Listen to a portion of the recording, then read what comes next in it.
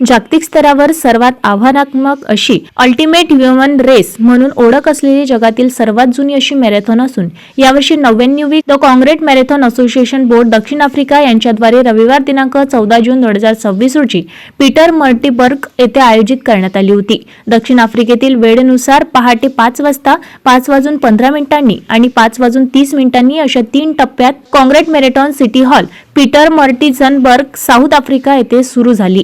बर्डनला सायंकाळी 5:15 समाप्त झाली। जगभरातील 22,399 धावक या स्पर्धेत सहभागी झाले होते। भारतातील 279 धावकांनी कॉम्रेड स्पर्धेत सहभाग घेतला होता। अमरावतीमधील एकमेव धावक डॉक्टर सागर धानोडकर यांनी स्पर्धेत भाग घेऊन ही मॅरेथॉन विहित वेळेच्या आधीच पूर्ण करून आपली चमक दाखवून दिली आहे। अमरावतीचे डॉक्टर सागर सुरेखा सुरेश धानोडकर यांनी सलग दुसऱ्यांदा ही मॅरेथॉन पूर्ण केली असून त्यांनी सलग 2 वर्षे काँग्रेट मॅरेथॉनमध्ये पदक प्राप्त केले असून त्यांनी ही स्पर्धा 10 तास 47 मिनिटात पूर्ण केली आहे।